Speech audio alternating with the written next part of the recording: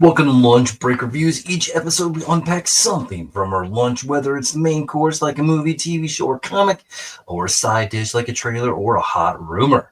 We check out who prepared the meal, see what others are saying about it, and then take a bite ourselves. Breaking it down with the lunch break point system, I'm Bradley Butin, the self-proclaimed Emperor of Awesome. No time to waste. Let's open up the brown bag of goodness and see what's on the menu today.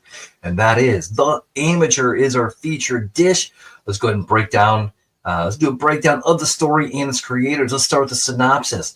When his supervisor, the CIA, refused to take action after his wife is killed in a London terrorist attack, a decoder takes matters into his own hands. That is right. This is directed by James Hawes from One Life. You recognize him from One Life, Slow Horses, Raised by Wolves, The Alienist, and The Mist.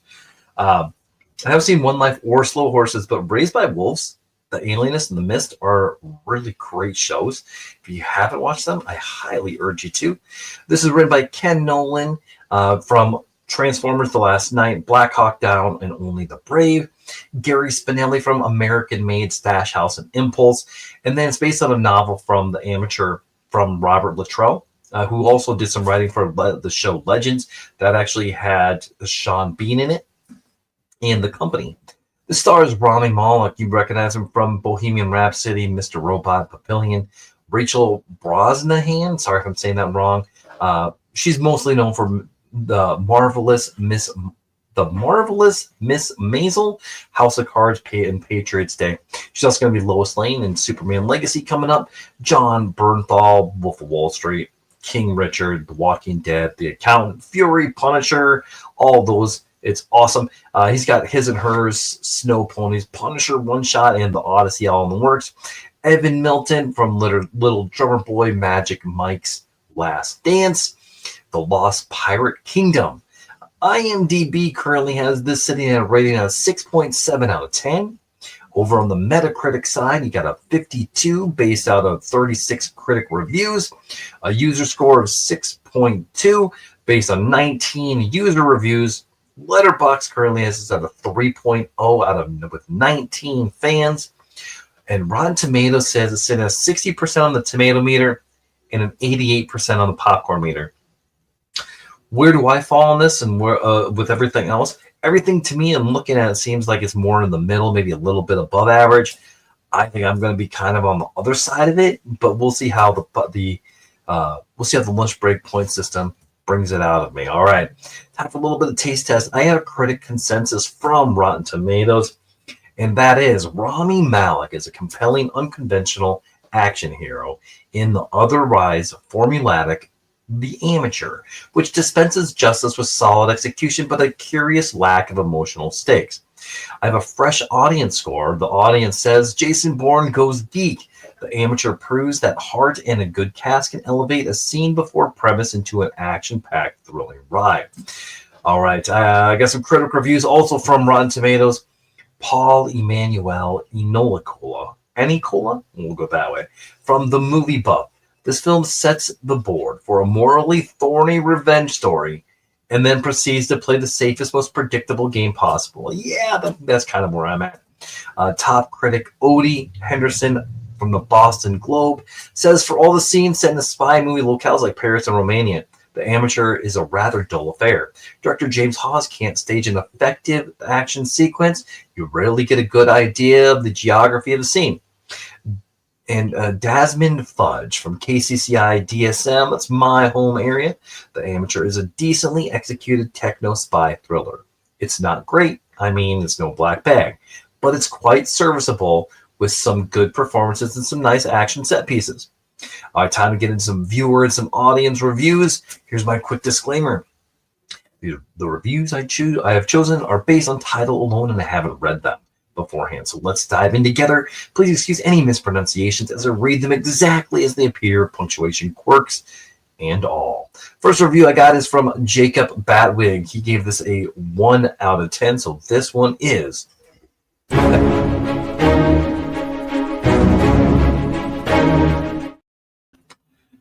All right, and it's titled, We Have Already Seen a Movie Like This. Warning, spoilers.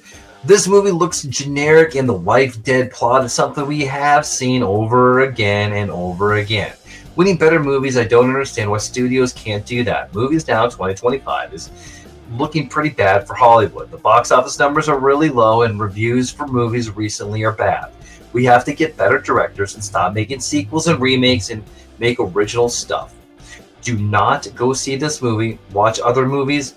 Originality died a while ago, and we need to have it back. The Odyssey is coming out, and I'm excited to see that. And Steven Spielberg's UFO movie. This movie sucks. Don't see it. Okay. So, what were your big gripes, man? Why didn't you like it? I'd like to know. All right, let's move on. I have some more bad, at least bad-ish reviews here. Let's check out this one.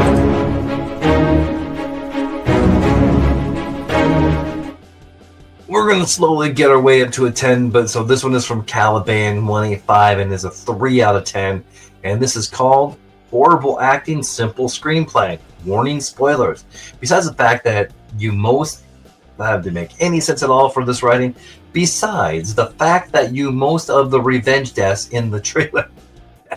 You forgot a couple words in that sentence. The acting in this film is some of the worst I have ever seen. Additionally, the quality of surveillance, we're going to go with that. Cameras is outstanding. Even in smoke-filled dive bars in Paris, you can get a perfect image of a person's face through the bar's security camera. The plot is simplistic, the characters are cliched, and Rami's acting is wooden at best. The bad guys are so stupid, and the entire training sequence was dumb. They even used the running away from some who is walking to catch you, yet somehow finds you horror cliche. Go see Warfare instead. Yeah, I wish I would have saw Warfare instead, to be honest, but that's because I'm a big, I love movies like that. That's okay. That's okay. We have more. We're going to move up a little bit more. We got another bad review.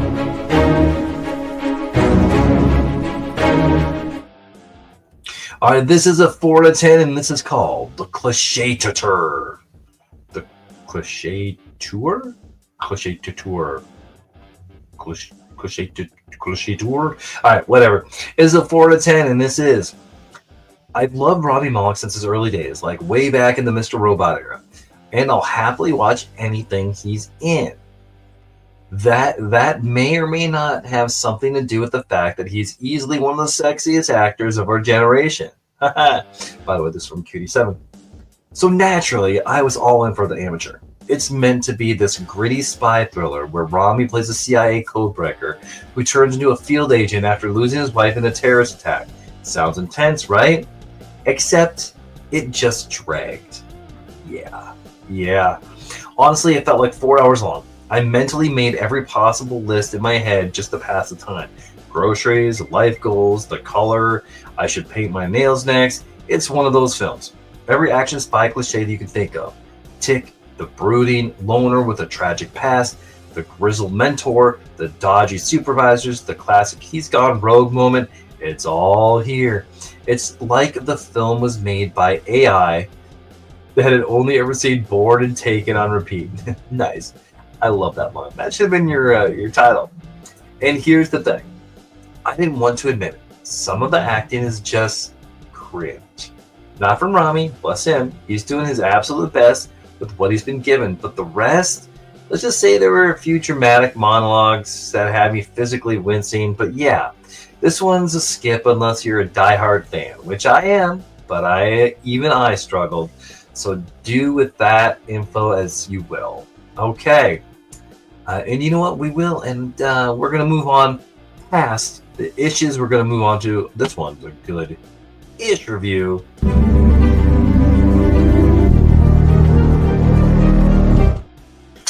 All right. This is from Flash Calhoun. And it's a 6 out of 10. And it's titled, Do I Look Like an Uber Driver? Warning, spoilers. Charlie Heller is a brilliant CIA decoder whose world comes crashing down when his wife dies in a London terrorist attack. When his supervisors refuse to take action, his intelligence becomes his ultimate weapon as he embarks on a dangerous trek across the globe to track down those responsible. While my heart sunk when the title card came up and I saw that this film was a 1-2A rating. This had all the potential to be a visceral, gritty thriller, but when the rating came up, I just knew that this would be missing something vital. I knew violence isn't everything, but given the film such a low rating would take the edge from such a great premise, even if it is a remake. Malik is fine as the everyman nerd who loses everything, and he is trained by special guest star Morpheus, who is this sage, tells him he's not good enough and walks after him every now and again, and he mentions the Matrix several times. It's as if the makers wanted to do a Bourne type film, literally put all the exciting stuff in the trailer, but with Malik, it's more of the Bean identity, and all that's missing is his teddy bear. Okay, that's funny. It also has an air of Taken, and the mechanic about it, it's not terrible by any means. It's just very slow when it wants to be.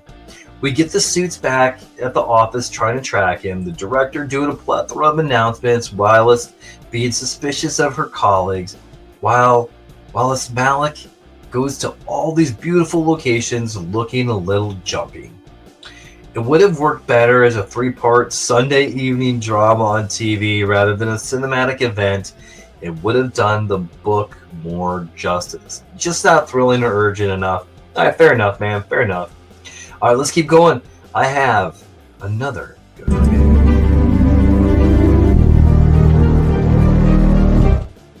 And this one is from Thasar 2, and it's an 8 out of 10, and this is called Born Again. Talk about one of the most accurate titles, except he's not 100%. A real amateur wouldn't be able to do half of what he did. Maybe not even 20%. He was really a CIA nerd with lots of brains. But this was really Jason Bourne all over again, with someone not as skilled, just partially there. Heck, even the music was close to Bourne's. CIA computer geek Charlie Heller's lovely wife, whom you know he's designed with, is murdered in a London terrorist attack. Heller just wants his bosses to do the right thing, murder the murderers. When they won't, he sets off to do the deed in the revenge plot from someone who can't pull the trigger, but can do much worse. I generally don't watch trailers, but I did happen to catch this one, and it did spark my interest. It did seem very formulaic, cliched, and predictable. And then I saw the movie. Rami Malek already won an Oscar for Bohemian Rhapsody, and frankly deserves another for this role. He really was that good. Everyone else standard all and did their role. Standed around, I'm gonna guess, and did their role. Remy gave it his all. Never once did I not believe all that he was going through with this plot of revenge against his wife's murders.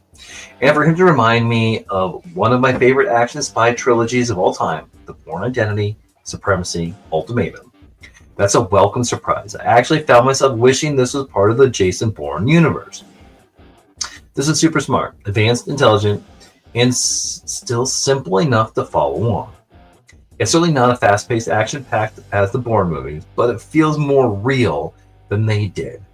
I don't think this movie will make too much, and that's a shame. We need more movies like this produced every year. Final thoughts. The AMC bartender asked me if I was seeing Minecraft. I said no. I might be a bit too old for that. To which she replied, "Oh yeah, by a long shot." Ouch. Granted, the demographics apparently are for toddlers, so no offense taken. Okay, alright, so now, got one more good review to go.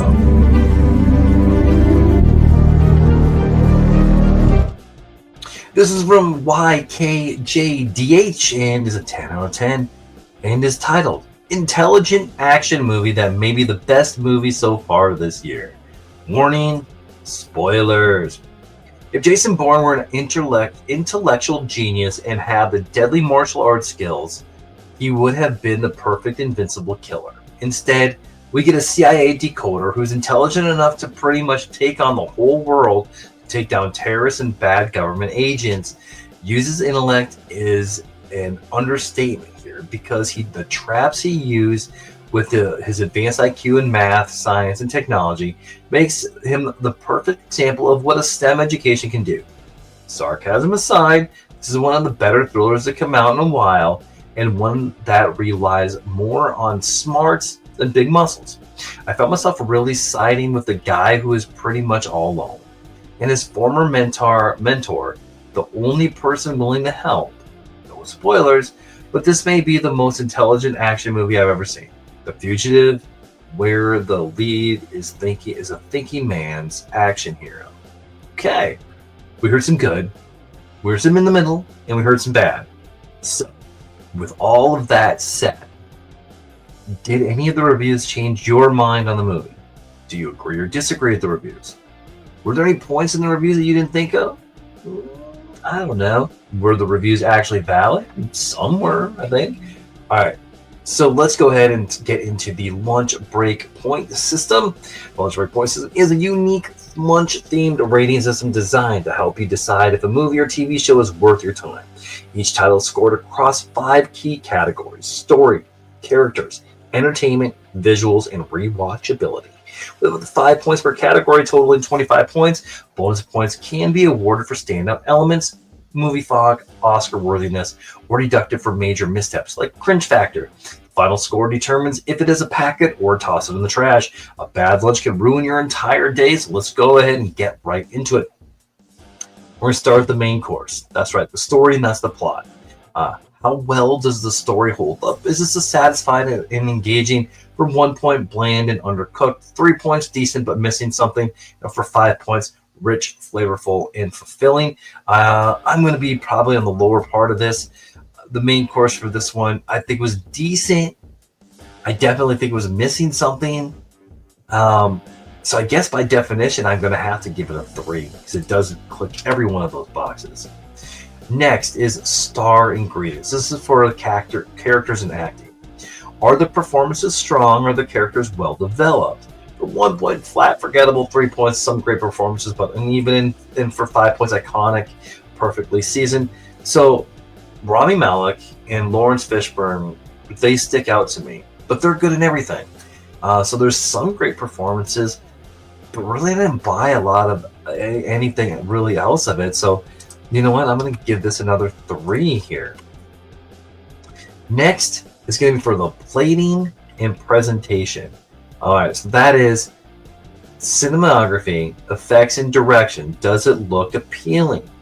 For 1 point, sloppy, poorly made, competent. 3 points would be competent and uninspired, and 5 points, beautiful and visually stunning.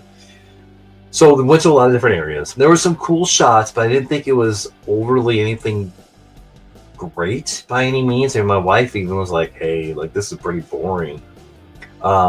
So for those plating and presentation, I think we're gonna have to go. I think we're gonna have to go with a 2. I'm a 2 on that. So that's my gut. I'm gonna go with it. Flavors that pop. It's the entertainment value. Was the movie fun? Did it hold your attention throughout? No, it didn't. But for 1 point, boring, felt too long. 3 points would be engaging, but it had some dull moments. And for 5 points, every bite is exciting. Definitely, we're not in the 5. I don't think I can even get it to a 4. A 3, let's see here. It was engaging, had a lot of dull moments, so I think we're going to go lower. I don't think it felt too long. I thought it was paced right. So I think because of that, we're going to mark this down as a 2. And we're up to 10 points out of 25. Now, the leftovers. Rereadability. Okay. Rereadability. Or am I going to watch this again? That. Would you watch? Would I want to experience this again? 1 point would be forgettable. Won't revisit. 3 points. Might rewatch on a lazy day. Or 5 points. A classic that gets better with time. So I'm actually gonna give this a 3 on this one. Yeah, no. I might rewatch on a lazy day. Yeah, okay. Yeah, I think I'm probably going to be like a 2.5, which would round up to a 3. So I can talk myself into a 3. This does give me 13 points, but does this deserve any bonus points? All right, so I got several bonus categories. I have a soundtrack slaps. It was okay. Oscar-worthy acting. I don't think it's anything super special. I think Fishburne and Malick did great. Is this an instant classic? No. Pacing perfection? No. Comedy gold? No. Any iconic scenes? Movie flag? So I can't give this any bonuses, but can I give it any penalties? All right. I got a penalty. I got a pace drag penalty. You know what? I'm going to let this one slide. Sequel baiting too hard? No. Cringe factor, I am going to give this one some cringe because there was times in this movie I'm like, how in the heck did this dude jump from Turkey to Spain like 2 or 3 times for like nothing? There was just there's several times it like took me out of everything, and I'm like, yeah, I'm not buying that. I'm not buying that at all. But that's okay. That's okay. So what that's going to do, we're going to have a total of 12 points. All right. So with that, 0 to 12 is a toss it in the trash. So my total score is 12. It is. Is this a packet? Is this a must read? No, absolutely not. This is a toss in the trash. This is better off left on the shelf. All right. There you have it. Agree or disagree with my reviews of the lunch break point system? Let me know in the comments. You can find me on Letterboxd at NerdDadBrad, YouTube at NerdPositive1, Facebook at NerdPositive, TikTok at NerdPositive1, and X at NerdDadBrad. Thanks for tuning in to Lunch Break Reviews. For more bite-sized reviews of the latest TV shows, comics, and blockbusters, follow, let me know your thoughts. Don't forget to leave a 5-star rating and share the show with someone you want to make it a little more awesome. Want to join the conversation? Reach out. Maybe you'll be the next guest on Lunch Break Reviews for the next special episode. Well, bye-bye now.